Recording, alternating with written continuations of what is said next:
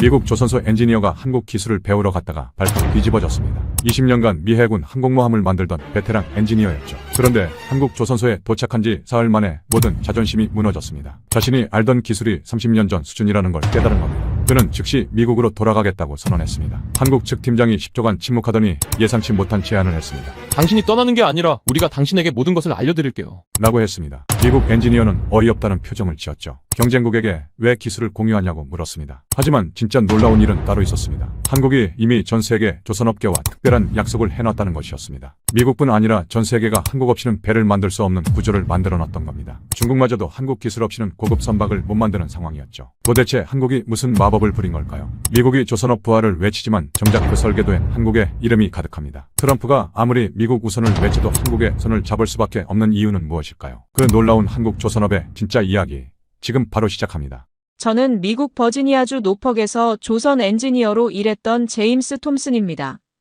제 이야기를 시작하기 전에 먼저 말씀드려야 할 게 있어요. 저는 한때 한국을 경쟁국으로만 봤습니다.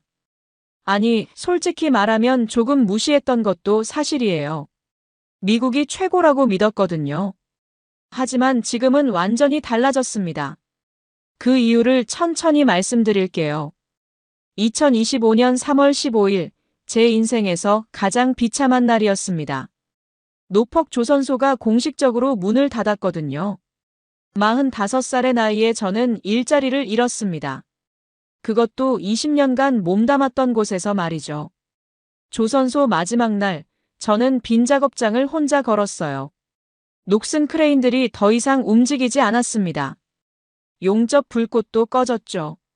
한때 이곳에선 항공모함이 만들어졌어요. 세계 최강미 해군의 자랑이었습니다. 하지만 이제 그 영광은 완전히 사라졌어요.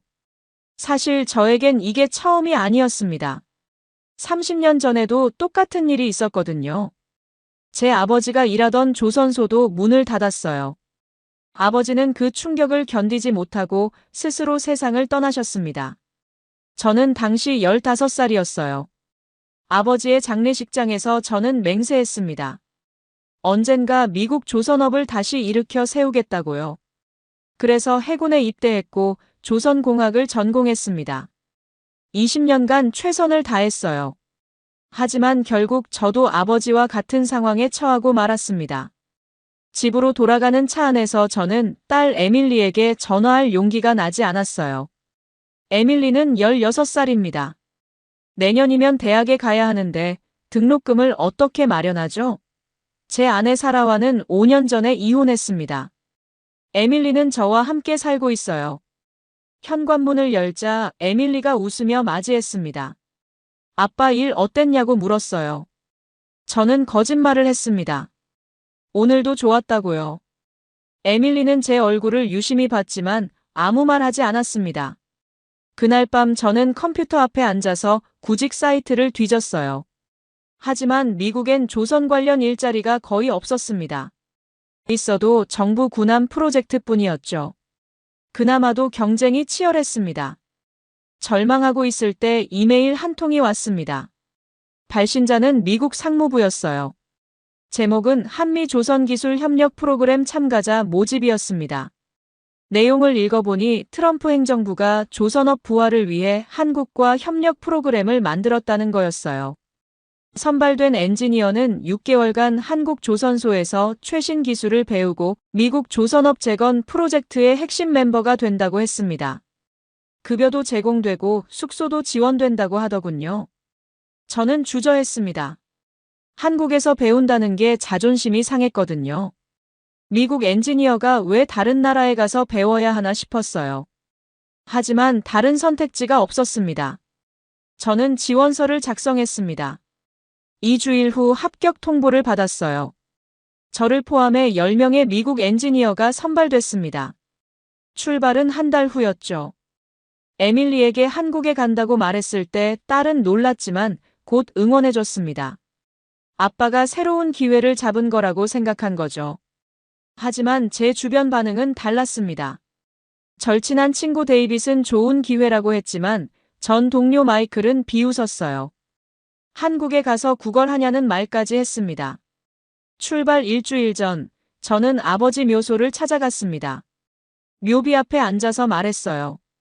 아버지, 제가 미국 조선업을 살리는 방법을 찾아올게요. 한국에서 배워서라도 반드시 해내겠습니다. 그렇게 저의 한국행이 결정됐습니다. 한국행 비행기에 오르던 날을 잊을 수 없습니다. 공항에서 에밀리가 울먹였어요. 6개월이나 떨어져 있는 건 처음이었거든요. 저는 딸을 꼭 안으며 약속했습니다. 매일 영상통화하고 한 달에 한 번은 꼭 전화하겠다고요. 에밀리는 고개를 끄덕이며 파이팅을 외쳐줬습니다. 비행기 안에서 저는 한국에 대한 자료를 읽었어요. 현대중공업, 삼성중공업, 한화오션. 이 세 회사가 전 세계 선박 시장의 80%를 차지한다는 사실에 놀랐습니다. 특히 LNG 운반선 기술은 거의 독점 수준이더군요.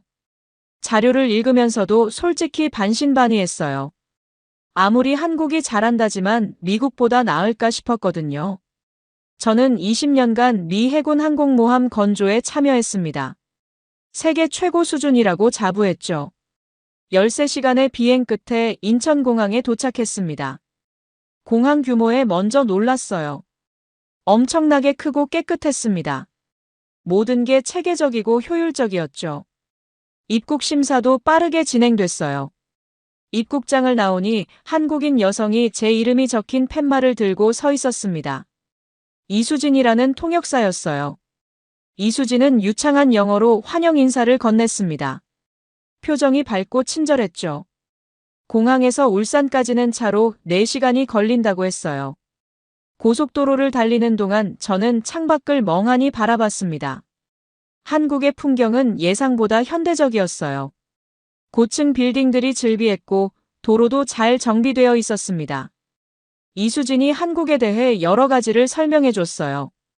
한국 사람들은 일을 열심히 하고 빨리빨리 문화가 있다고 했습니다. 외국인에게 친절하지만 조금 거리감이 있을 수 있다고도 하더군요. 울산에 도착하자 현대중공업 조선소가 보였습니다. 규모에 압도당했어요. 제가 미국에서 본 어떤 조선소보다 컸습니다. 거대한 크레인들이 하늘을 찌를 듯 서 있었고 여러 척의 배가 동시에 건조되고 있었어요. 숙소는 조선소 근처 게스트하우스였습니다. 깔끔하고 필요한 건 다 있었죠. 짐을 풀고 잠시 쉬는데 노크 소리가 들렸어요. 문을 여니 30대 중반으로 보이는 한국인 남성이 서 있었습니다. 김진우라고 자기소개를 했어요. 제 담당 멘토이자 현대중공업 수석 엔지니어라고 하더군요. 김진우는 웃으며 악수를 청했습니다. 악수가 굉장히 강했어요. 김진우는 과도하게 친절했습니다.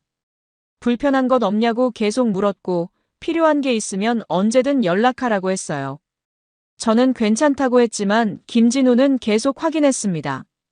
솔직히 조금 부담스러웠어요. 다음 날 아침 7시 김진우가 다시 찾아왔습니다. 조선소 투어를 시켜주겠다고 하더군요. 저는 아직 시차 적응이 안 됐지만 따라 나섰어요. 조선소와는 완전히 다른 세계였습니다. 모든 게 자동화되어 있었어요. 로봇팔이 용접을 하고 인공지능이 작업 순서를 최적화했습니다. 작업자들은 태블릿으로 실시간 데이터를 확인하며 움직였죠. 김진우가 설명했습니다. 여기선 한 척당 건조 기간이 평균 6개월이라고요. 미국에선 비슷한 배를 만드는데 2년이 걸린다는 걸 알기에 충격이었어요. LNG 운반선 건조 현장으로 갔습니다. 거대한 탱크가 설치되고 있었어요. 김진우는 자랑스럽게 말했습니다. 이 기술은 세계에서 한국, 프랑스, 일본만 가지고 있다고요. 그나마도 한국이 가장 앞서 있다고 하더군요. 저는 점점 불편해졌습니다. 제가 아는 조선 기술과 너무 달랐거든요. 미국에서 배운 모든 게 구식으로 느껴졌어요. 자존심이 상했습니다. 투어가 끝나고 김진우가 물었습니다. 어떠냐고요? 저는 솔직하게 대답했어요. 인상적이지만 아직 잘 모르겠다고요. 김진우는 웃으며 천천히 배우면 된다고 했습니다. 그날 저녁 숙소로 돌아와서 에밀리에게 영상통화를 걸었어요. 딸은 한국이 어떠냐고 물었습니다. 저는 잘 모르겠다고 대답했죠. 에밀리는 아빠가 힘들어 보인다며 걱정했어요. 통화를 끊고 혼자 생각에 잠겼습니다. 여기서 정말 배울 게 있을까? 아니면 그냥 시간 낭비일까? 의문이 들었어요. 미국에선 제 친구 데이빗이 응원 메시지를 보냈습니다. 하지만 전 동료 마이클은 SNS에 비아냥거리는 글을 올렸어요. 미국 엔지니어가 한국에 가서 구걸한다는 내용이었습니다. 저는 한숨을 쉬었습니다. 앞으로 6개월을 여기서 보내야 한다는 게 막막했어요. 첫 업무 미팅은 재앙이었습니다. 조선소 회의실에 들어서니 20여 명의 한국 엔지니어들이 앉아 있었어요. 김진우가 저를 소개했습니다. 미국에서 온 제임스 톰슨, 미 해군에서 20년간 일한 베테랑이라고요. 모두들 박수를 쳐줬지만 저는 긴장됐습니다. 회의가 시작됐어요. 첫 번째 주제는 새로운 LNG 운반선 설계였습니다. 한 엔지니어가 설명하기 시작했는데 저는 절반도 이해하지 못했어요. 탄소 포집 시스템, 스마트 냉각 기술, 인공지능 항해 보조. 모든 게 낯설었습니다. 제가 아는 조선 기술은 용접, 배관, 기본적인 추진 시스템이었어요. 하지만 여기선 그런 기초는 당연한 것처럼 여겨졌습니다. 대화는 완전히 다른 차원에서 이루어지고 있었죠. 이수진이 통역을 해줬지만 기술 용어가 너무 많아서 따라가기 힘들었어요. 저는 점점 작아지는 기분이었습니다. 김진우가 제게 물었습니다. 미국 해군 항공모함 건조 경험을 공유해달라고요. 저는 떨리는 목소리로 설명했습니다. 항공모함의 구조, 갑판 설계, 방어 시스템 등을 이야기했죠. 한국 엔지니어들은 경청했어요. 하지만 질문이 쏟아지기 시작하자 저는 당황했습니다. 최신 항공모함에 적용된 AI 시스템은 무엇인지, 친환경 추진 기술은 어떻게 발전했는지. 저는 대부분 모른다고 답할 수밖에 없었어요. 한 젊은 엔지니어가 물었습니다. 미국 조선소는 왜 건조 기간이 그렇게 오래 걸리냐고요. 저는 할 말이 없었습니다. 인력 부족, 낡은 시설, 비효율적 공정. 모두 사실이었지만 인정하고 싶지 않았거든요. 회의가 끝나고 김진우가 다가왔습니다.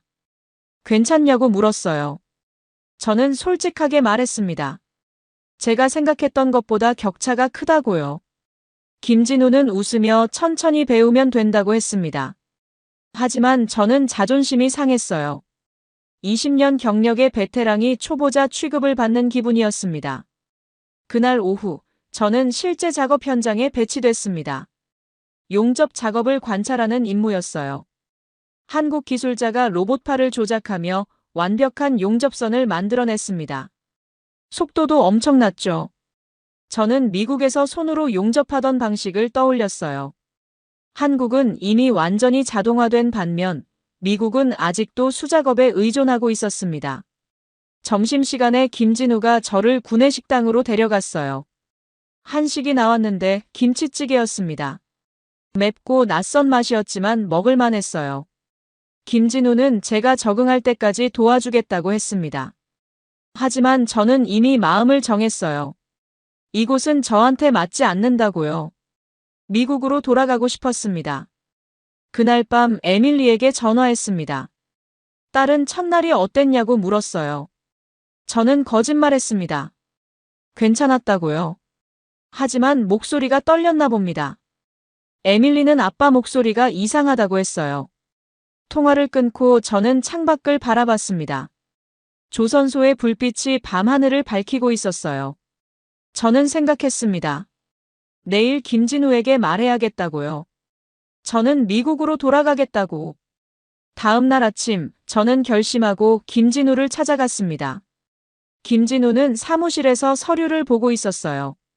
저를 보자 환하게 웃으며 자리를 권했습니다. 커피를 권했지만 저는 거절했어요. 곧바로 본론을 꺼냈습니다. 저는 미국으로 돌아가고 싶다고 말했어요. 이곳은 제 수준에 맞지 않는다고 했습니다. 솔직히 배울 게 없을 것 같다고도 했죠. 김진우의 표정이 굳어졌습니다. 10초 정도 침묵이 흘렀어요. 그러더니 김진우가 물었습니다. 진짜 이유가 뭐냐고요? 저는 당황했습니다. 뭔가 들켰다는 느낌이었어요. 김진우는 조용히 말했습니다. 당신은 배울 게 없는 게 아니라 자존심이 상한 거라고요. 전곡을 찔린 기분이었습니다. 저는 변명했어요. 아니라고, 단지 시간 낭비 같다고 했습니다. 하지만 김진우는 고개를 저었습니다. 김진우가 말했습니다. 자신도 20년 전 일본에 가서 배웠다고요. 당시 일본이 조선업 최강국이었고 한국은 배우는 입장이었다고 했어요. 처음엔 자존심이 상했지만 배우고 나서 한국이 일본을 넘어설 수 있었다고 하더군요. 저는 할 말이 없었습니다. 김진우는 계속 말했어요. 기술에는 국적이 없다고요. 중요한 건 배우려는 자세라고 했습니다. 김진우가 제안했습니다. 일주일만 더 있어 보라고요. 그래도 안 맞으면 미국으로 돌아가도 좋다고 했어요. 저는 망설였지만 결국 고개를 끄덕였습니다. 그날부터 김진우는 제게 특별 교육을 시작했습니다. 기초부터 다시 가르쳐 줬어요. 현대 조선 기술의 기본 원리, 자동화 시스템, 친환경 기술. 하나하나 설명해 줬습니다.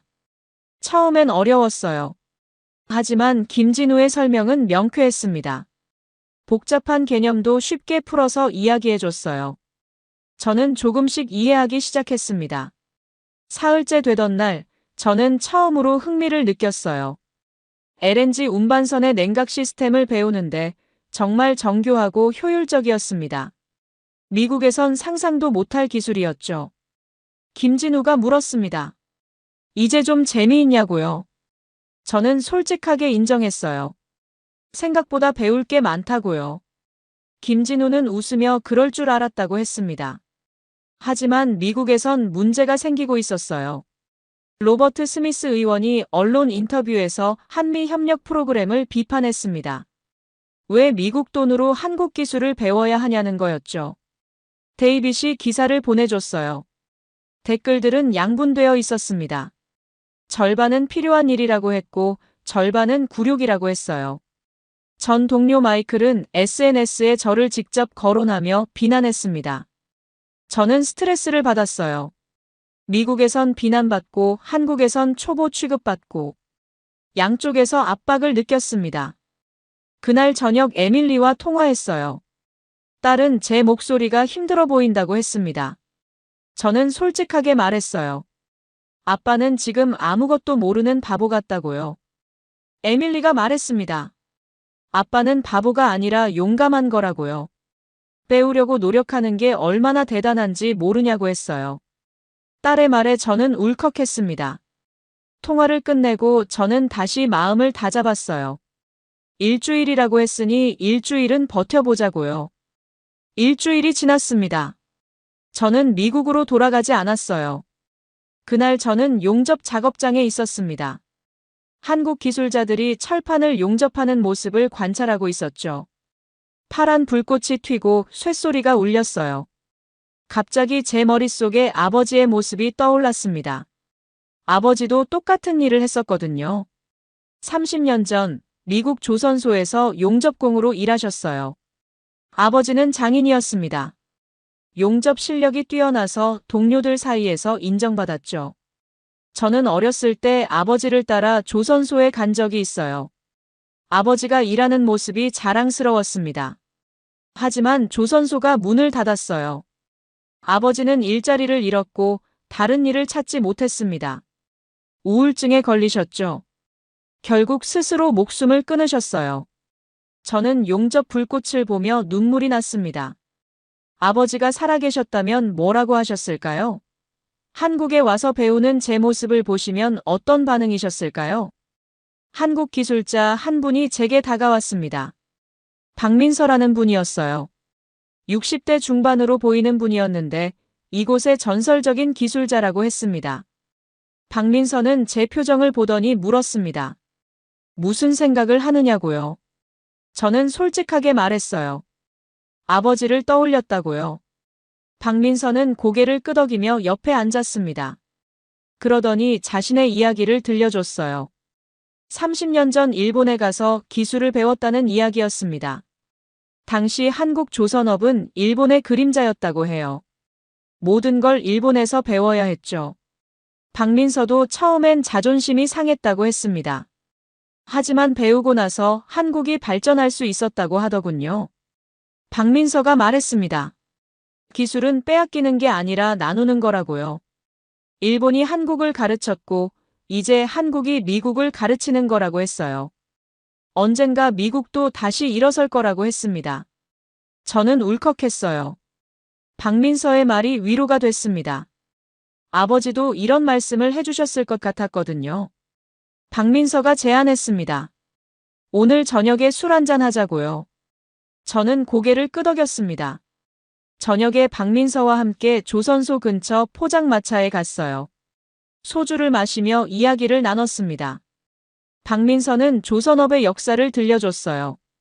일본이 어떻게 세계 최강이 됐고 한국이 어떻게 따라잡았는지 말이죠.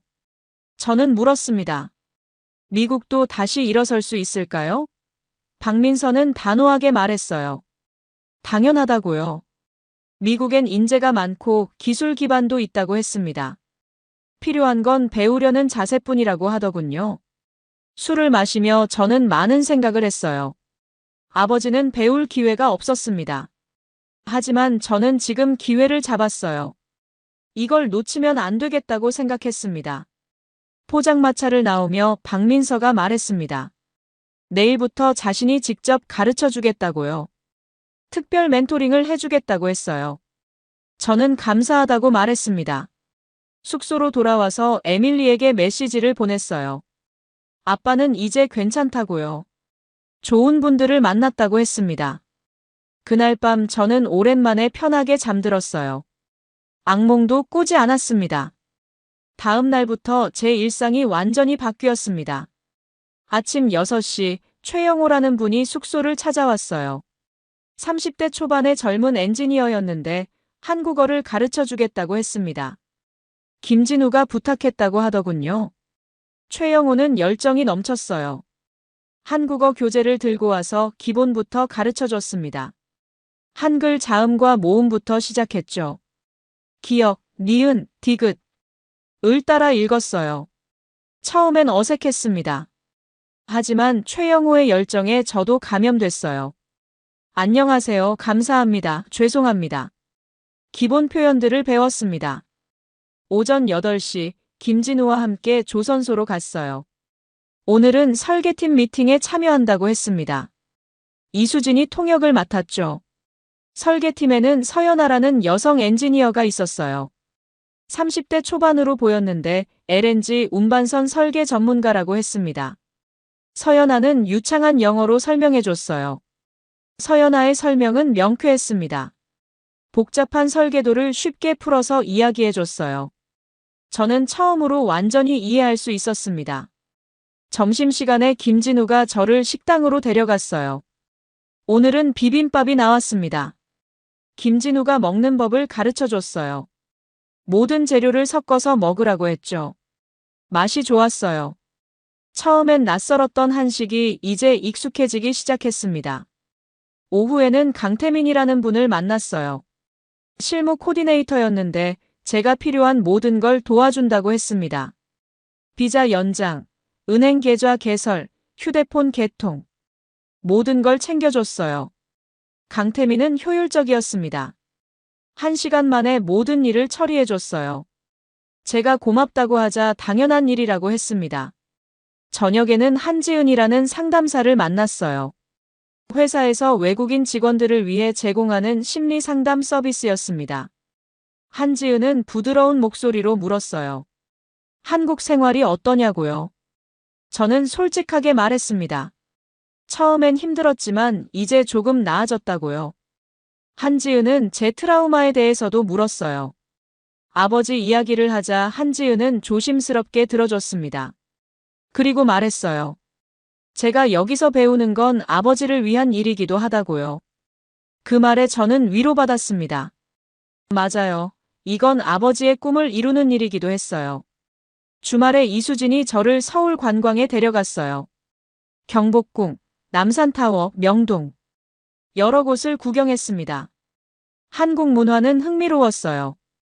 전통과 현대가 공존하고 있었죠. 이수진은 한국 역사를 설명해 줬어요. 전쟁의 폐허에서 어떻게 이렇게 발전했는지 말이죠. 저는 감탄했습니다. 한국의 성장 스토리는 놀라웠어요. 70년 만에 세계 최빈국에서 선진국이 됐다는 게 믿기지 않았습니다. 서울에서 돌아오는 길에 이수진이 물었어요. 한국이 어떠냐고요? 저는 솔직하게 말했습니다. 생각보다 훨씬 좋다고요. 숙소에 돌아와서 에밀리에게 영상통화를 걸었어요. 한국에서 찍은 사진들을 보여줬습니다. 에밀리는 신기해했어요. 아빠가 행복해 보인다고 했습니다. 저는 깨달았어요. 저를 돕는 한국 사람들은 단순히 일로 하는 게 아니라는 걸요. 진심으로 저를 환영하고 도와주고 있었습니다. 김진우의 과도한 친절도, 최영호의 열정도, 박민서의 지혜도 모두 진심이었어요. 그날 밤 저는 생각했습니다. 이곳 사람들에게 뭔가 보답하고 싶다고요. 한 달이 지났을 무렵 미국에서 폭탄이 터졌습니다. 로버트 스미스 의원이 기자회견을 열었어요. 한미 조선 협력 프로그램을 강하게 비판했습니다. 미국 세금으로 한국 기술에 종속되고 있다는 주장이었죠. 데이빗이 뉴스 링크를 보내줬어요. 로버트 스미스는 제 이름까지 거론했습니다. 제임스 톰슨 같은 엔지니어들이 미국의 자존심을 팔아넘기고 있다고 했어요. 저는 충격받았습니다. 미국에서 저를 배신자로 보고 있다는 게 믿기지 않았어요. SNS는 더 심했어요. 전 동료 마이클이 제 사진을 올리며 한국의 개가 된 미국인이라고 썼습니다. 댓글에는 비난이 쏟아졌어요. 김진우가 기사를 보고 찾아왔습니다. 괜찮냐고 물었어요. 저는 솔직하게 말했습니다. 힘들다고요. 미국에서 배신자 취급받는 게 상처가 된다고 했어요. 김진우는 위로해줬습니다. 하지만 저는 흔들렸어요. 이게 옳은 일인가 싶었거든요. 더 큰 문제가 생겼습니다. 조선소에 중국인 엔지니어들이 왔어요. 중국 정부가 보낸 기술 연수팀이었습니다. 그중 리웨이라는 엔지니어가 있었어요. 리웨이는 제게 적대적이었습니다. 첫 만남부터 비웃는 표정이었어요. 미국은 끝났다고 대놓고 말했습니다. 중국이 곧 세계 1위가 될 거라고 했죠. 저는 화가 났지만 참았어요. 하지만 리웨이는 계속 도발했습니다. 회의 때마다 미국을 비하했고 저를 무시했어요. 일본인 엔지니어 켄지는 중립적이었습니다. 켄지는 조용히 일했고 저와도 친하게 지냈어요. 하지만 리웨이와는 거리를 뒀습니다. 어느 날 작업 현장에서 리웨이와 충돌했어요. 리웨이가 용접 작업을 잘못 지시했는데 제가 지적했습니다. 리웨이는 발끈했어요. 미국인이 뭘 안다고 참견하냐고 했죠. 저는 참지 못하고 맞받아쳤습니다. 당신이야말로 기초도 모르면서 잘난 척한다고 했어요. 둘 사이에 언쟁이 벌어졌습니다. 김진우가 달려와서 말렸어요. 저와 리웨이를 각각 떼어놓았습니다. 김진우는 저에게 진정하라고 했어요. 그날 저녁 박민서가 찾아왔습니다. 리웨이 때문에 화났다는 걸 알고 있다고 하더군요. 박민서는 조언했어요. 리웨이는 자신감이 없어서 공격적인 거라고요. 중국 조선소들이 최근 문제를 겪고 있다고 했습니다. 기술 격차가 벌어지고 품질 문제도 생기고 있다고요. 리웨이는 그런 압박 속에서 불안해하고 있다고 했어요. 저는 조금 이해가 됐습니다. 하지만 여전히 불편했어요. 미국에서는 상황이 더 나빠졌습니다. 마이클이 제 가족까지 공격하기 시작했어요. 에밀리의 SNS에 악플을 달았습니다. 에밀리가 울면서 전화했어요. 학교 친구들이 이상하게 본다고 했습니다. 아빠가 미국을 배신했다는 소문이 났다고요. 저는 분노했습니다. 딸까지 피해를 입는 건 참을 수 없었어요. 데이빗에게 전화해서 마이클을 막아달라고 부탁했습니다. 그날 밤 저는 잠을 이루지 못했어요. 미국으로 돌아가야 하나 고민했습니다. 하지만 여기서 포기하면 그동안 배운 게 다 무용지물이었어요. 서연아가 문자를 보냈습니다. 힘내라고요. 당신이 하는 일은 옳은 일이라고 했어요. 서연아의 응원이 위로가 됐습니다. 저는 결심했어요. 끝까지 해보겠다고요. 누가 뭐래도 제 길을 가겠다고 다짐했습니다. 2개월째 되던 날, 기적 같은 일이 일어났습니다. 저는 LNG 운반선 설계도를 검토하고 있었어요. 냉각 시스템 부분을 보다가 뭔가 이상한 점을 발견했습니다. 효율은 좋지만 비상 상황에서 위험할 수 있는 구조였어요. 미 해군 항공모함에서 배운 경험이 떠올랐습니다. 비슷한 문제가 있었고 우리는 이중 안전장치를 추가했었죠. 그 방법을 여기에 적용하면 어떨까 싶었어요. 저는 서연아를 찾아갔습니다. 제 아이디어를 설명했어요. 서연아는 눈이 반짝였습니다. 좋은 아이디어라고 했어요. 서연아가 김진우를 불렀습니다. 김진우도 제 제안을 듣고 감탄했어요. 즉시 설계팀 회의를 소집했습니다. 회의실에 한국 엔지니어들이 모였어요. 저는 긴장했지만 최선을 다해 설명했습니다. 이수진이 통역해줬고 제가 직접 그림을 그리며 보여줬어요. 엔지니어들이 고개를 끄덕였습니다. 한 분이 말했어요. 왜 우리는 이걸 생각 못했을까요? 정말 훌륭한 개선안이라고 했습니다. 김진우가 박수를 쳤어요. 모두가 따라서 박수쳤습니다. 김진우는 말했습니다. 이래서 협력이 필요한 겁니다. 서로 다른 경험이 합쳐지면 더 좋은 결과가 나옵니다. 저는 뿌듯했어요. 처음으로 제가 기여할 수 있다는 걸 증명한 순간이었습니다. 설계팀은 즉시 제 아이디어를 반영하기로 했어요. 서연아가 설계 수정을 맡았습니다. 저도 함께 작업했죠. 일주일 동안 밤낮으로 일했어요. 서연아와 저는 설계실에서 많은 시간을 보냈습니다. 함께 일하면서 서연아에 대해 더 알게 됐어요. 서연아는 어려서부터 배를 좋아했다고 해요. 아버지가 조선소 노동자였고 서연아는 아버지를 따라 조선소에 자주 갔다고 했습니다. 그래서 조선 엔지니어가 되기로 결심했다고 하더군요. 저는 제 이야기도 들려줬어요. 아버지가 용접공이었고 조선소 폐쇄로 돌아가셨다는 이야기를요. 서연아는 조용히 들어줬습니다. 서연아가 말했습니다. 우리는 비슷한 사람이라고요. 아버지를 위해 일하는 사람들이라고 했어요. 저는 공감했습니다. 작업이 끝나고 새로운 설계도가 완성됐어요.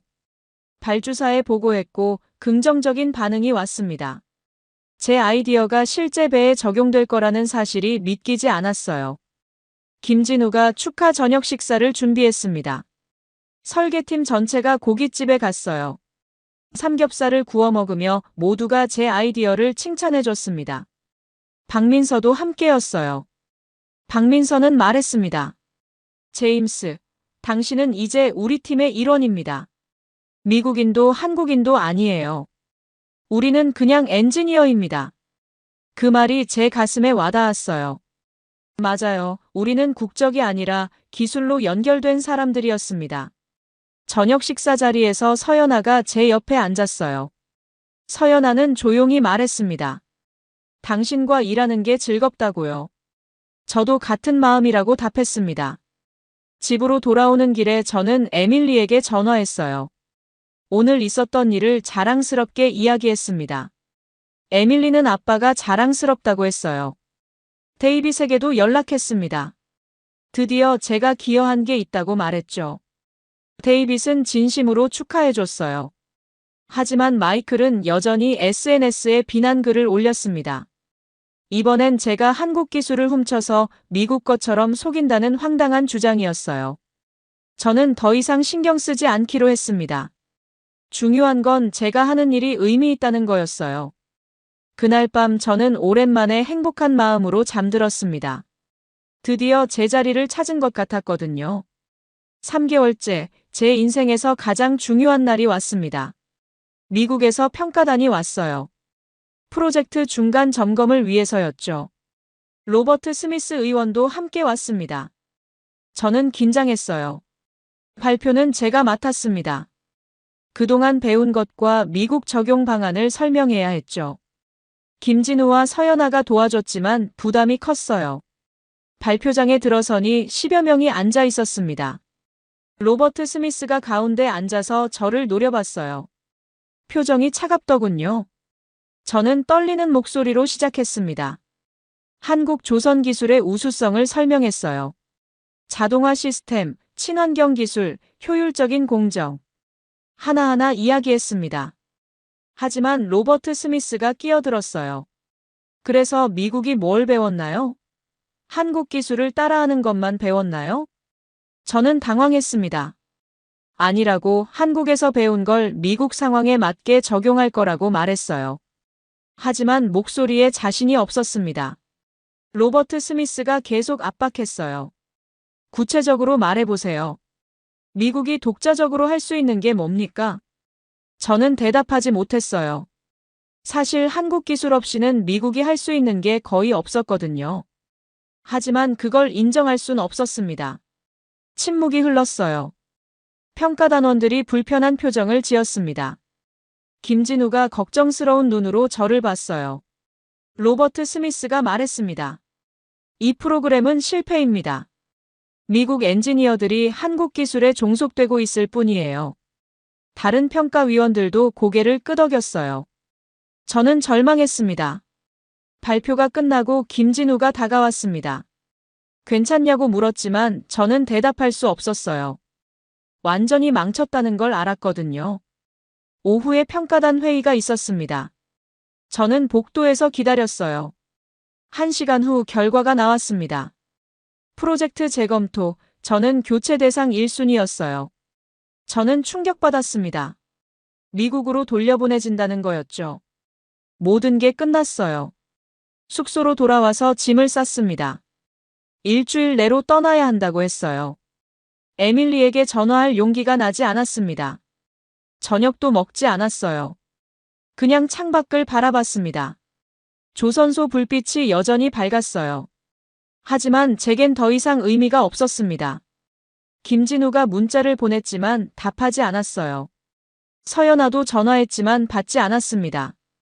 모두를 실망시켰다는 생각뿐이었어요. 밤 10시쯤 문을 두드리는 소리가 났습니다. 박민서였어요. 박민서는 소주 2병을 들고 있었습니다. 박민서가 말없이 들어와서 소주잔을 따랐어요. 저는 한숨을 쉬며 받아들었습니다. 둘이 말없이 술을 마셨어요. 한참 후에 박민서가 말했습니다. 내일 나와 함께 한강에 갑시다. 보여줄 게 있어요. 저는 고개를 저었어요. 이제 아무 의미 없다고 했습니다. 박민서는 그냥 웃으며 내일 아침 6시에 온다고 했어요.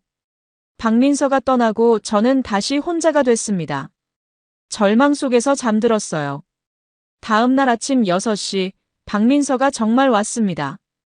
저는 자고 싶었지만 박민서의 고집을 꺾을 수 없었어요. 차를 타고 서울로 향했습니다. 2시간 반이 걸렸죠. 한강변에 도착했어요. 이른 아침이라 사람이 별로 없었습니다. 박민서는 벤치에 앉으라고 했어요. 박민서가 이야기를 시작했습니다. 30년 전 일본에서의 경험이었어요. 박민서도 저처럼 발표에서 실패했다고 해요. 일본 평가단 앞에서 한국 조선업의 가능성을 설명했지만 아무도 믿지 않았다고 합니다. 일본인들은 한국을 무시했고 박민서는 굴욕을 느꼈다고 해요. 그때 저도 포기하고 싶었습니다. 한국으로 돌아가서 다른 일을 할까 생각했죠. 박민서는 계속 말했어요. 하지만 한 일본인 기술자가 자신을 찾아왔다고 합니다. 그 사람이 말했대요. 배움은 창피한 게 아니라 용기입니다. 그 말을 듣고 박민서는 다시 일어섰다고 해요. 더 열심히 배웠고 한국으로 돌아가서 배운 걸 전수했다고 합니다. 그게 지금 한국 조선업의 기초가 됐다고 하더군요. 제임스, 당신도 똑같습니다. 지금 실패한 게 아니에요. 배우는 과정일 뿐이죠. 저는 눈물이 났어요. 박민서의 말이 가슴에 와닿았습니다. 박민서가 물었어요. 왜 여기 왔습니까? 돈 때문인가요? 저는 고개를 저었어요. 아버지 때문이라고 말했습니다. 미국 조선업을 살리고 싶었다고요. 박민서가 웃었습니다.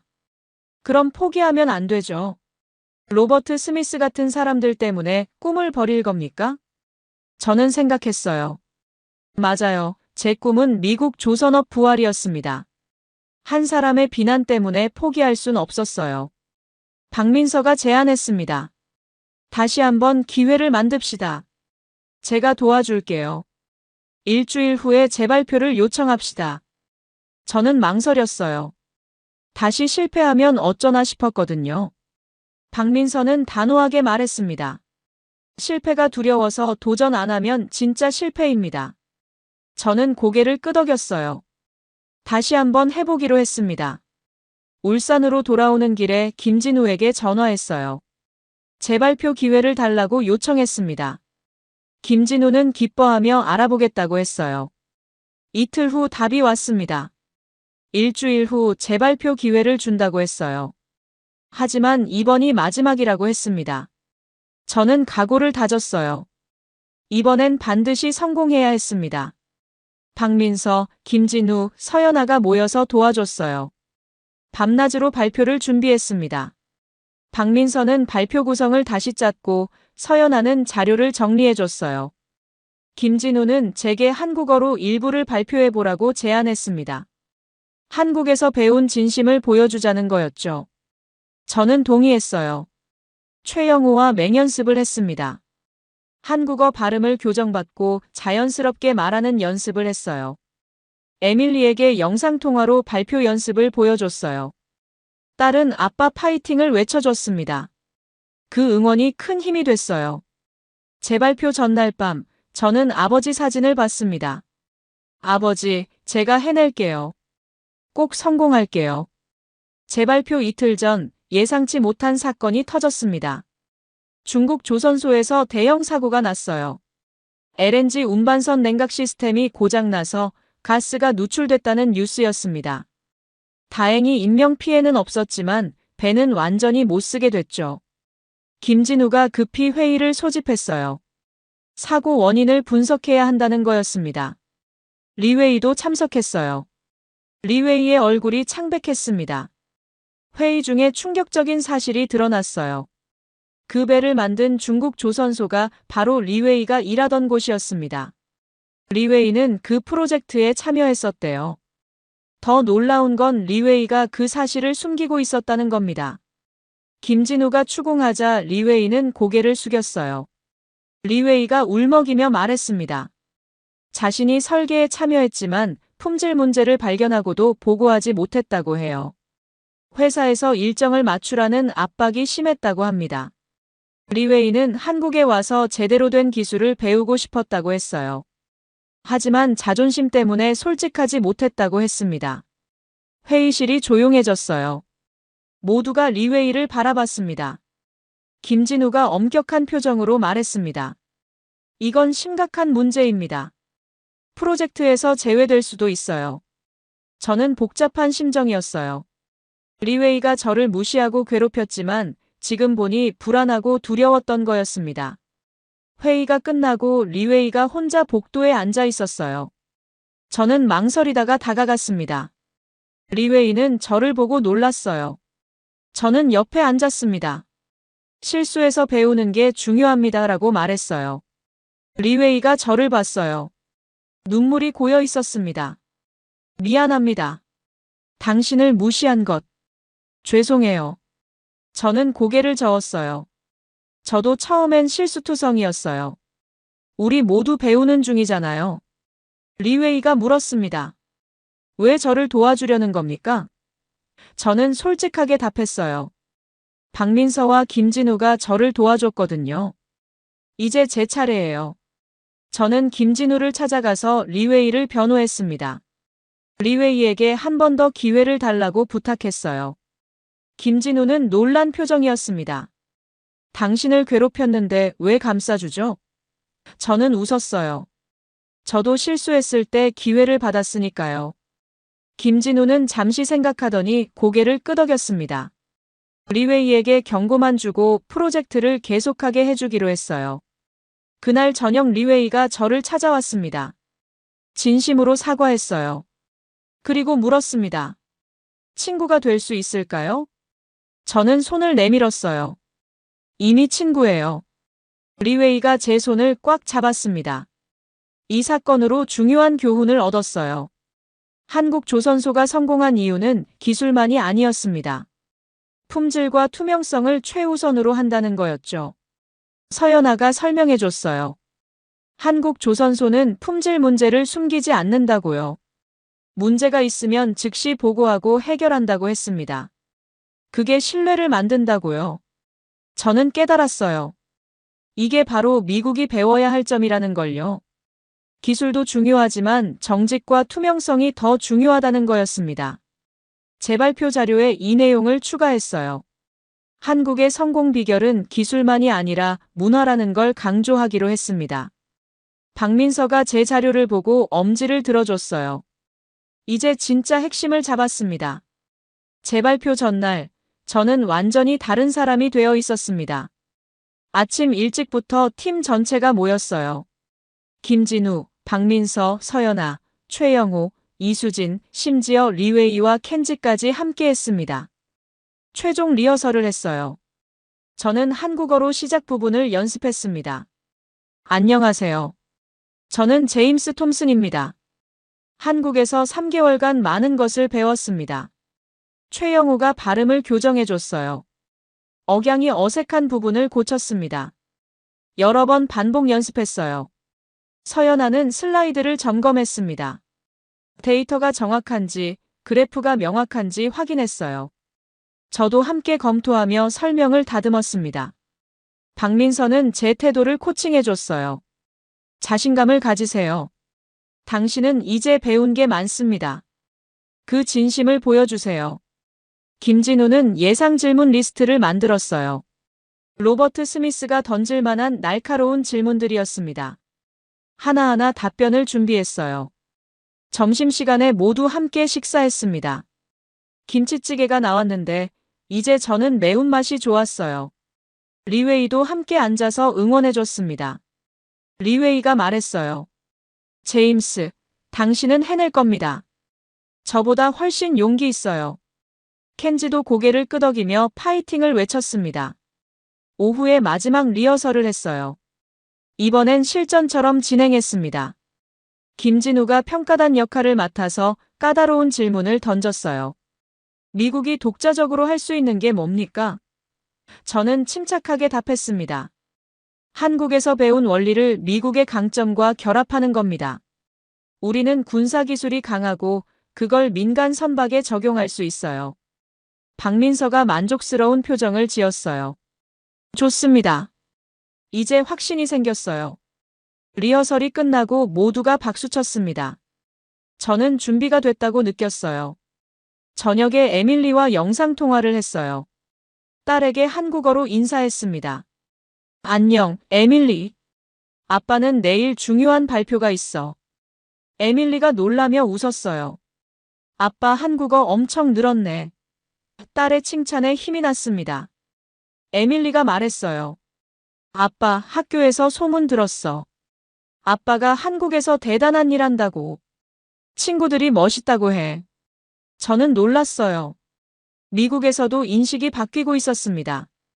데이빗이 SNS에 제 이야기를 올렸고 긍정적 반응이 많았다고 해요. 밤 10시 모두가 돌아가고 저는 혼자 발표 자료를 다시 봤어요. 완벽했습니다. 서연아에게서 문자가 왔어요. 내일 잘할 거예요. 믿어요. 저는 고맙다고 답했습니다. 잠자리에 들기 전 아버지 사진을 봤어요. 아버지, 내일이 그날입니다. 제가 미국 조선업 부활의 첫걸음을 내디딜 날이에요. 그날 밤 저는 꿈을 꿨어요. 아버지가 나타나서 웃으며 말했습니다. 잘하고 있다, 아들아. 꿈에서 깨어났을 때 눈물이 났습니다. 새벽 5시에 일어났어요. 샤워하고 정장을 입었습니다. 거울을 보니 자신감 있는 얼굴이 보였어요.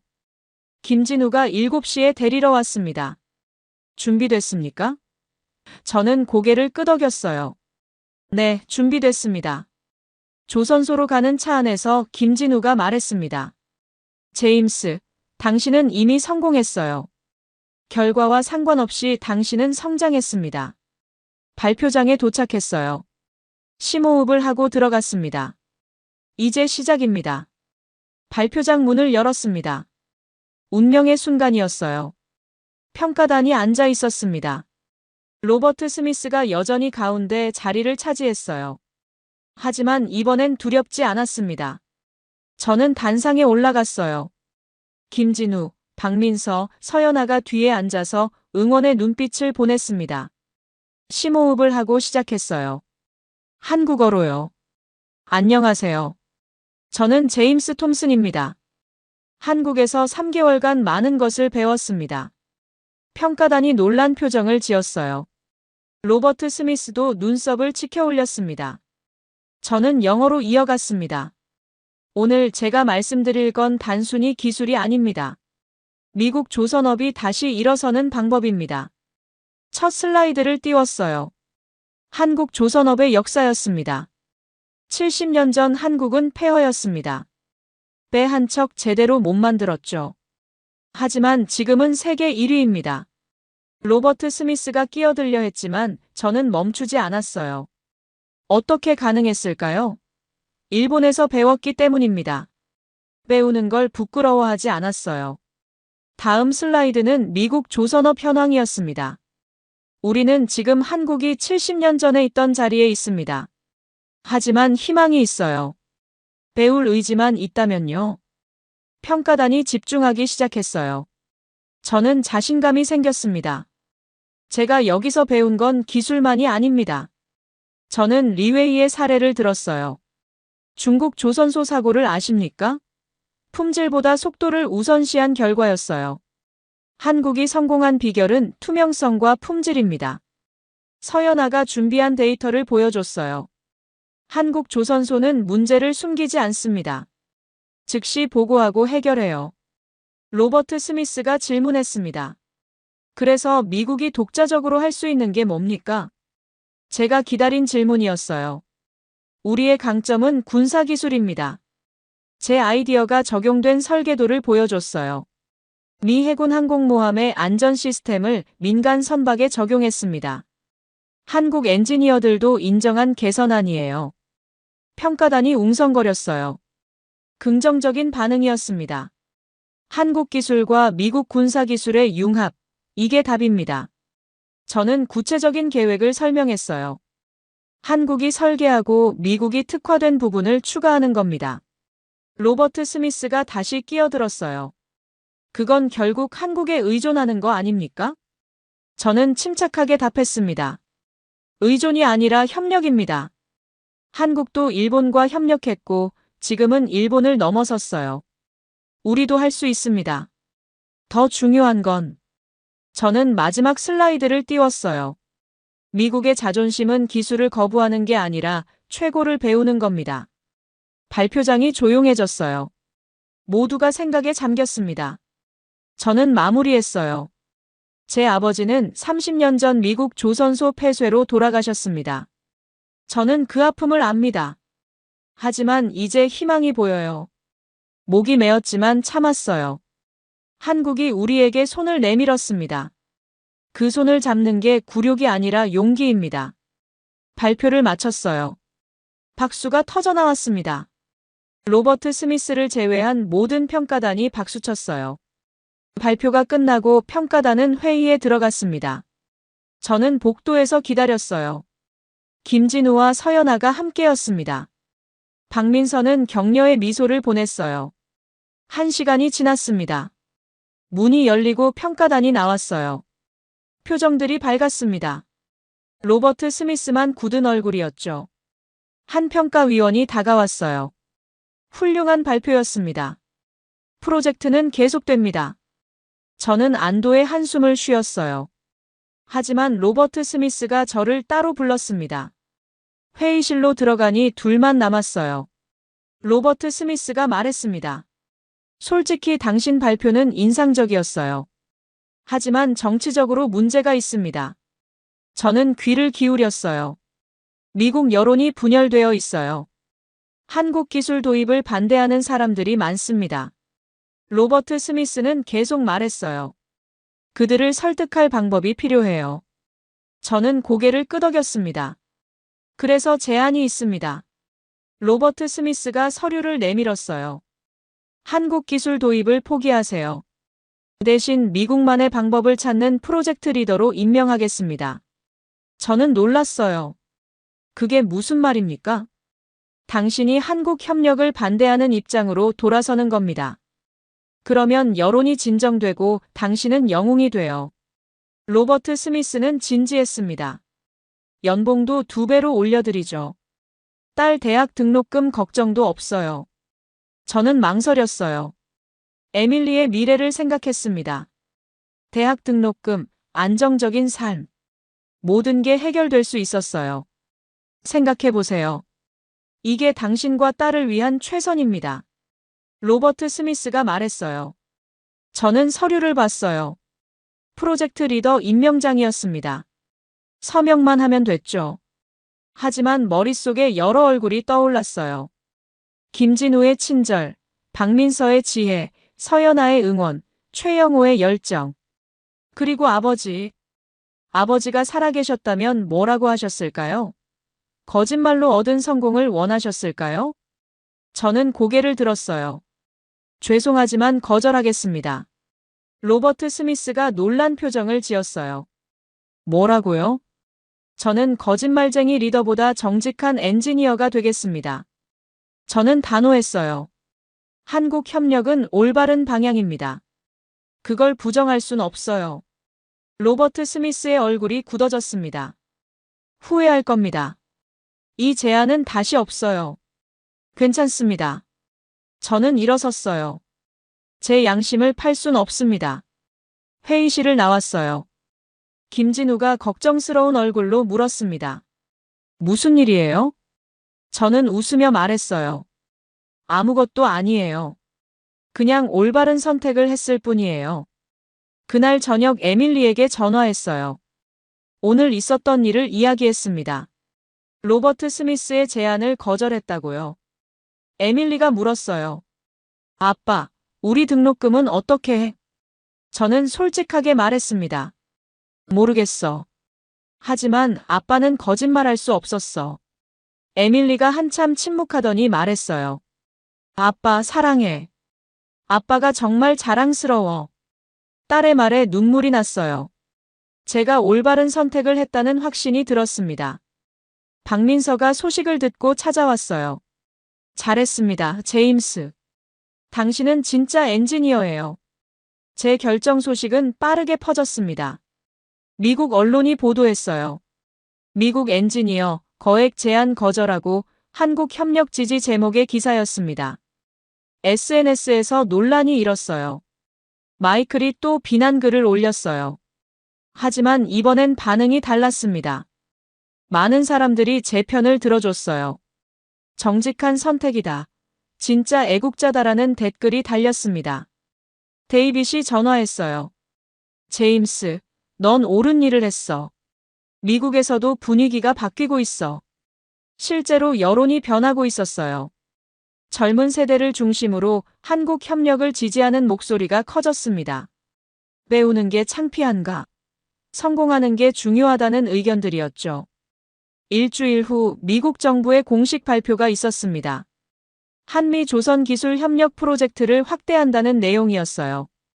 제 발표가 결정적 역할을 했다고 했습니다. 로버트 스미스는 정치적 타격을 입었어요. 그의 반대 입장이 시대착오적이라는 비판을 받았습니다. 결국 조선업 관련 위원회에서 물러났어요. 김진우가 축하 파티를 열었습니다. 조선소 전체가 모였어요. 한국 엔지니어들이 제게 축하를 보냈습니다. 박민서가 연설했어요. 제임스는 용기 있는 선택을 했습니다. 그는 이제 우리의 진정한 동료입니다. 서연아가 제게 다가왔어요. 조용히 말했습니다. 당신의 선택이 자랑스러워요. 저는 고맙다고 답했습니다. 리웨이와 켄지도 축하해줬어요. 리웨이는 진심으로 말했습니다. 당신은 제 롤모델이에요. 파티가 끝나고 서연아와 함께 조선소 앞바다를 걸었어요. 별이 쏟아질 것 같았습니다. 서연아가 물었어요. 후회하지 않아요? 리더 자리를 거절한 거. 저는 고개를 저었어요. 전혀요. 이게 옳은 길이에요. 서연아가 제 손을 잡았습니다. 저는 놀랐지만 거부하지 않았어요. 마음이 따뜻해졌습니다. 제임스, 저는 당신을 좋아해요. 서연아가 고백했어요. 저는 당황했습니다. 오랜만에 느끼는 감정이었거든요. 전 아내 사라와 이혼한 후 누군가를 좋아해 본 적이 없었어요. 서연아, 저는 솔직하게 말했어요. 아직 준비가 안 됐어요. 하지만 당신은 특별한 사람이에요.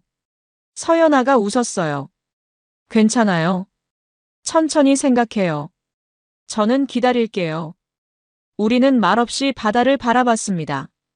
평화로운 순간이었어요. 다음 날 박민서가 저를 찾아왔습니다.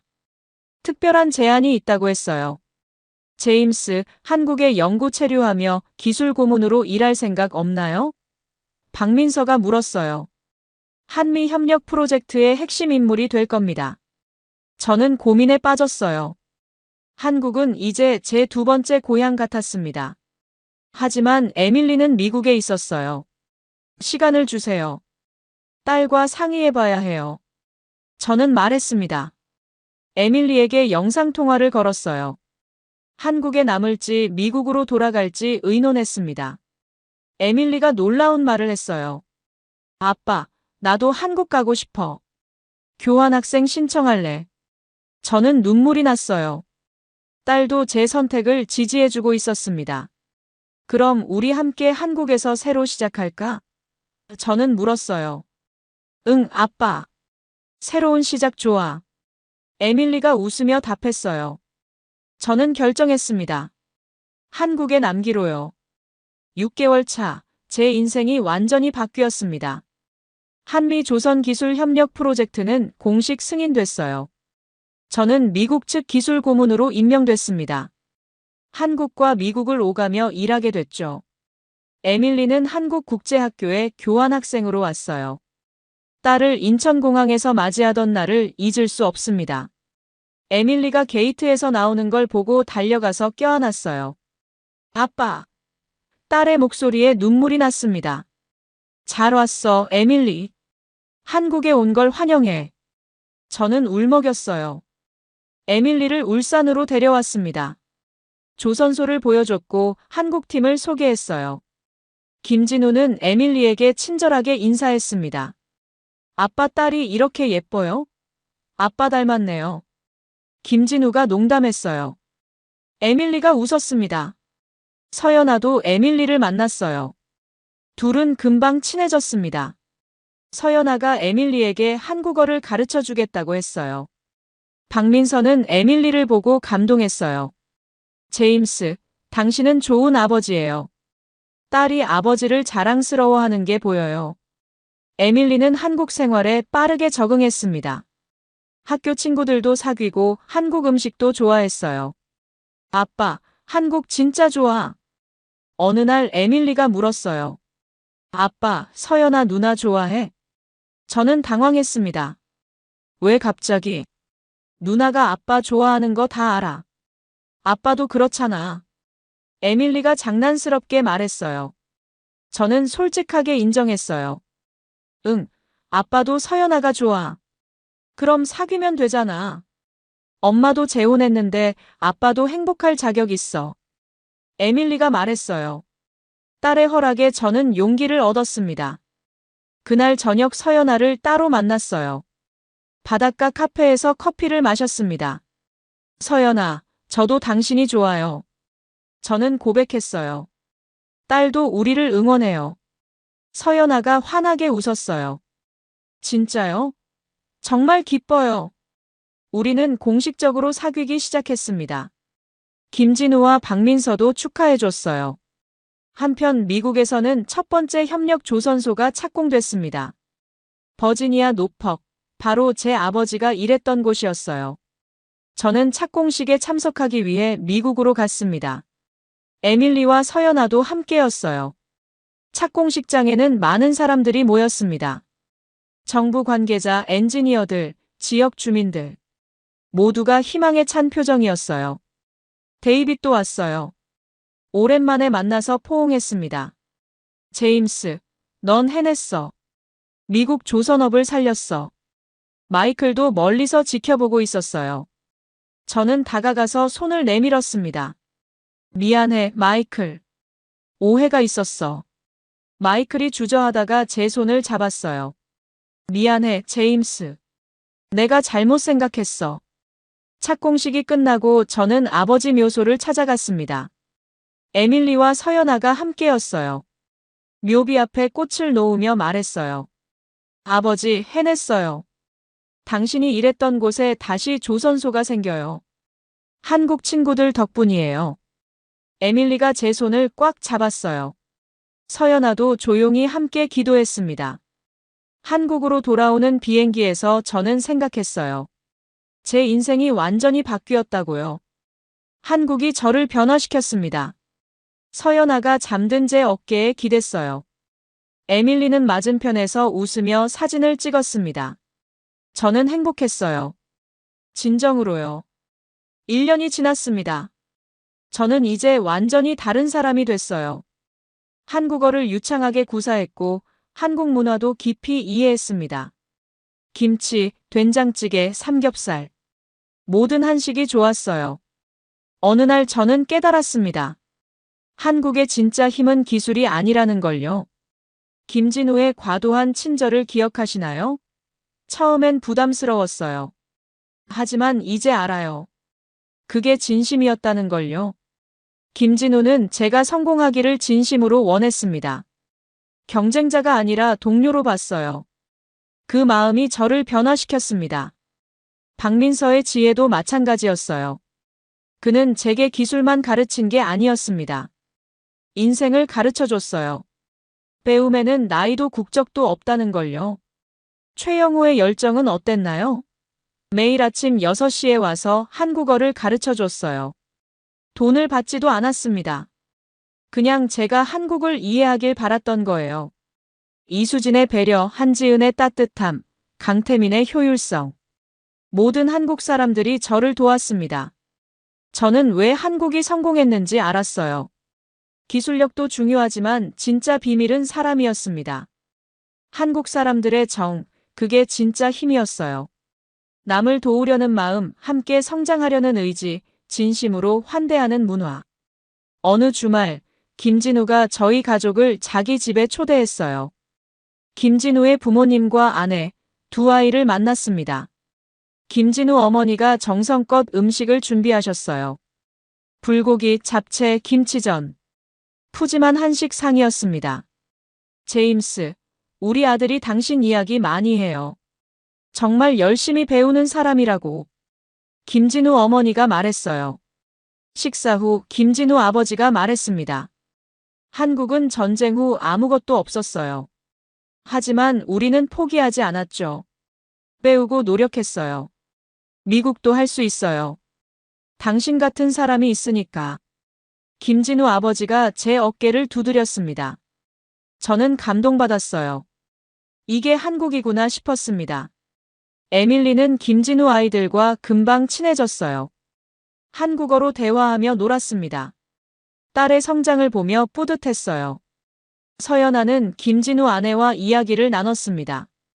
결혼에 대한 이야기도 나왔나 봐요. 서연아가 얼굴을 붉혔습니다. 돌아오는 길에 에밀리가 말했어요.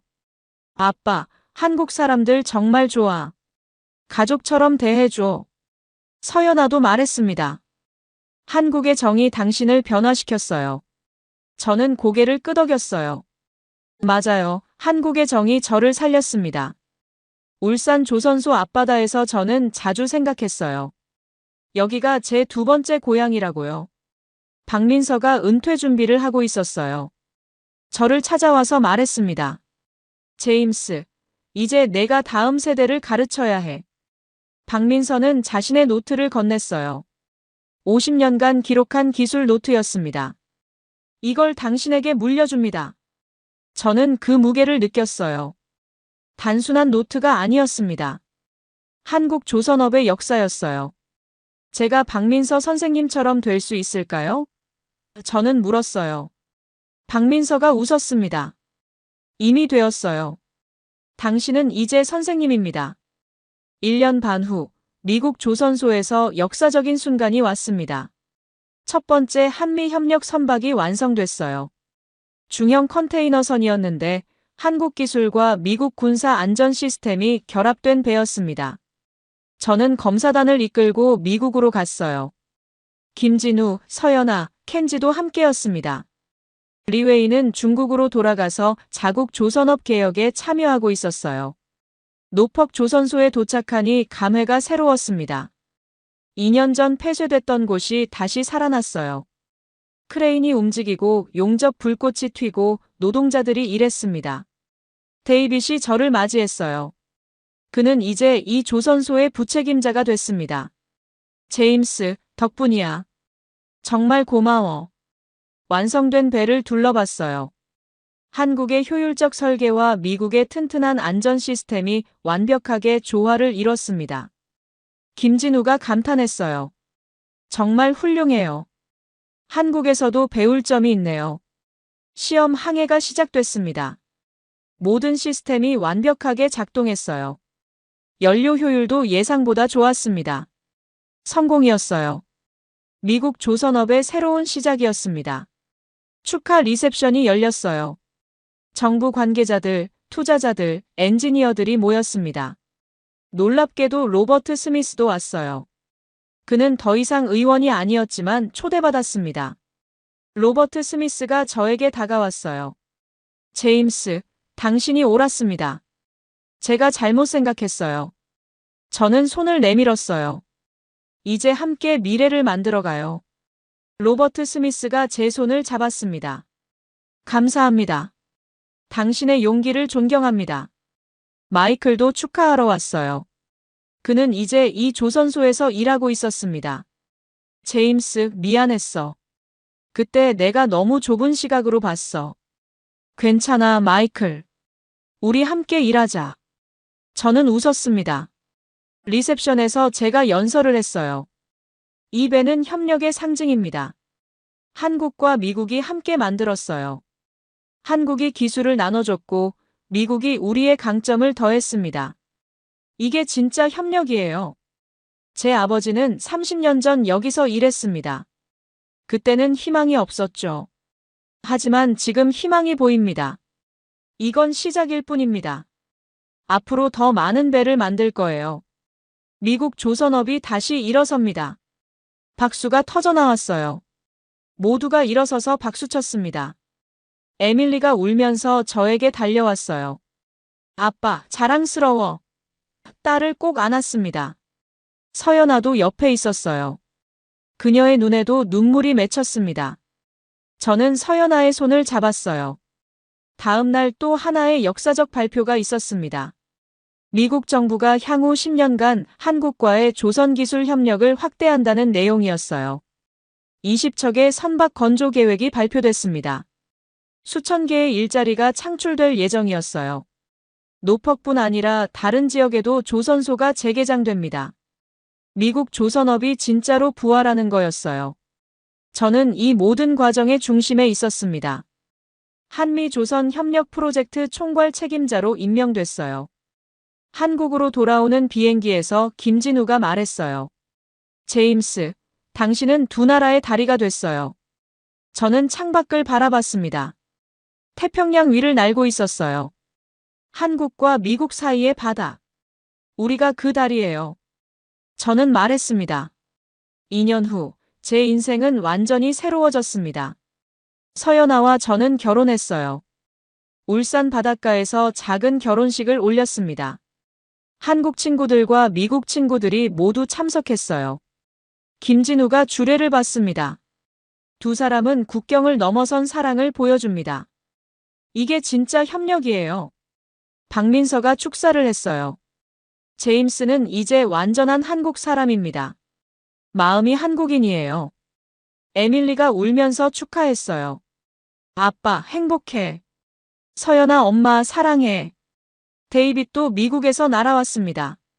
제임스, 내가 이렇게 행복한 모습 처음 봐. 신혼여행은 제주도로 갔어요. 서연아가 제주 바다를 너무 좋아했습니다. 제임스, 우리 여기서 노후를 보내요. 서연아가 말했어요. 좋아. 여기서 작은 카페라도 차리자. 저도 동의했습니다. 한편 제 일은 더욱 바빠졌어요. 한국과 미국을 매달 오가며 프로젝트를 관리했습니다. 미국에서는 5척의 선박이 추가로 완성됐어요. 모두 성공적이었습니다. 미국 조선업이 점점 회복되고 있었어요. 한국에서는 차세대 선박 기술 개발에 참여했습니다. 수소 연료 추진선, 완전 자율항해 시스템, 미래 기술들이었어요. 박민서는 은퇴했지만 가끔 조언을 해줬어요. 저는 박민서의 자리를 이어받았습니다. 미국 엔지니어들을 교육하는 역할이었죠. 어느 날 새로운 미국 연수생들이 왔어요. 10명의 젊은 엔지니어들이었습니다. 저는 그들을 보며 2년 전 제 모습을 떠올렸어요. 불안하고 자존심 상해하던 모습. 환영합니다. 저는 제임스 톰슨입니다. 저는 한국어로 인사했어요. 여러분도 저처럼 많은 걸 배우게 될 겁니다. 한 연수생이 물었어요. 힘들지 않았나요? 저는 솔직하게 답했습니다. 처음엔 힘들었어요. 자존심도 상했죠. 하지만 배움에는 국적이 없습니다. 한국 사람들은 진심으로 여러분을 도와줄 거예요. 그 진심을 받아들이세요. 연수생들이 고개를 끄덕였어요. 김진우가 그들을 인계받았습니다. 제임스처럼 열심히 배우세요. 당신들이 미국 조선업의 미래예요. 에밀리는 이제 대학생이 됐어요. 한국 대학교에서 조선공학을 전공하고 있었습니다. 아빠, 나도 아빠처럼 엔지니어가 될 거야. 에밀리가 말했어요. 저는 딸이 자랑스러웠어요. 에밀리는 제가 가지 못한 길을 가고 있었습니다. 리웨이가 중국에서 연락을 해왔어요. 중국 조선소 개혁이 진행 중이라고 했습니다. 한국의 투명성과 품질 관리를 배우고 있다고요. 제임스, 당신 덕분에 저도 변했어요. 이제 정직하게 일해요. 리웨이가 말했어요. 켄지는 일본으로 돌아가서 한일 협력 프로젝트를 시작했습니다. 우리는 가끔 화상회의로 만났어요. 동아시아 조선업이 함께 성장해야 해요. 켄지가 말했어요. 저는 동의했습니다. 경쟁이 아니라 협력이 답이었어요. 어느 주말 가족들과 함께 아버지 묘소를 방문했습니다. 서연아와 에밀리가 함께였어요. 아버지의 꿈을 이뤘어요. 미국 조선업이 다시 살아났어요. 저는 묘비 앞에서 말했어요. 한국이 도와줬어요. 제게 새로운 가족도 생겼고요. 서연아가 제 손을 잡았어요. 에밀리가 꽃을 놓았습니다. 우리는 말없이 기도했어요. 평화로운 순간이었습니다. 3년 후 역사적인 날이 왔습니다. 미국 노퍽 조선소에서 첫 번째 대형 LNG 운반선 진수식이 열렸어요. 완전한 한미 협력의 결과물이었습니다. 그 배의 이름은 태평양의 달이었어요. 제가 제안한 이름이었습니다. 진수식장에는 수천 명이 모였어요. 미국 대통령, 한국 산업부 장관, 조선소 노동자들, 지역 주민들. 저는 단상에 올라 연설을 했습니다. 한국어와 영어를 섞어서요. 오늘 우리는 역사를 만듭니다. 저는 시작했어요. 이 배는 단순한 선박이 아닙니다. 협력의 상징이에요. 3년 전 저는 이곳에 처음 왔습니다. 아무것도 없었죠. 폐쇄된 조선소, 녹슨 크레인, 잃어버린 꿈. 하지만 한국이 손을 내밀었어요. 저는 김진우를 바라봤어요. 한국 친구들이 우리를 일으켜 세웠습니다. 제 아버지는 30년 전 여기서 일했습니다. 목이 메었어요. 조선소가 문을 닫았을 때 아버지는 희망을 잃었어요. 하지만 아버지, 보세요. 미국 조선업이 다시 살아났어요. 저는 하늘을 올려다봤어요. 눈물이 흘렀습니다. 참지 않았어요. 아버지, 미국 조선업이 죽은 게 아니었어요. 잠들어 있었을 뿐이에요. 그리고 한국이 우리를 깨워줬어요. 기술만 준 게 아니에요. 희망을 줬어요. 현장이 조용해졌어요. 많은 사람들이 울고 있었습니다. 이 배는 태평양의 달이에요. 한국과 미국을 잇는 달이죠. 우리는 이제 하나예요. 저는 한국말로 마무리했습니다. 감사합니다, 한국. 당신들이 저를 살렸어요. 박수가 터져나왔어요. 우레와 같은 박수였습니다. 김진우가 올라와서 저를 껴안았어요. 제임스, 당신은 우리의 자랑이에요. 박민서도 눈물을 흘리며 박수쳤습니다. 서연아는 울면서 웃고 있었어요. 진수식이 시작됐습니다. 샴페인 병이 배에 부딪혔고 거대한 배가 천천히 물로 들어갔어요. SS 퍼시픽 브리지가 바다에 떴을 때 함성이 터졌습니다. 모두가 일어서서 환호했어요. 에밀리가 저에게 달려왔어요. 아빠, 할아버지도 저 위에서 보고 계실 거야. 저는 딸을 꼭 안았습니다. 그럼 할아버지가 가장 자랑스러워 하실 거야. 서연아가 저희를 안았어요. 우리 가족이 함께 배를 바라봤습니다. 데이빗이 다가왔어요. 제임스, 넌 전설이야. 미국 조선업의 구원자야. 마이클도 옆에 있었어요. 내 덕분에 우리 모두 일자리를 되찾았어. 정말 고마워. 로버트 스미스도 멀리서 박수를 보냈습니다. 그는 이제 제 가장 큰 지지자 중 한 명이었어요. 저녁 축하 연회에서 김진우가 건배 제의를 했습니다. 제임스와 모든 한미 협력팀에게 모두가 잔을 들었어요. 박민서가 말했어요. 이건 끝이 아니라 시작입니다. 앞으로 수십 년간 함께 일할 거예요.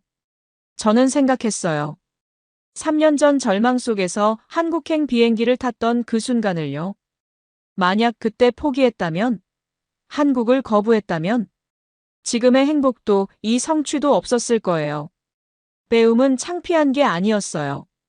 용기였습니다. 밤하늘 아래 SS 퍼시픽 브리지가 불빛을 밝히고 있었어요. 아름다웠습니다. 저는 서연아의 손을 잡았어요. 에밀리가 옆에서 웃고 있었고 한국 친구들이 함께였어요. 이게 제 새로운 삶이었습니다. 한국이 만들어준 기적이었어요. 제임스 톰슨, 미국인 엔지니어. 하지만 이제 저는 한국 사람이기도 해요. 마음으로요.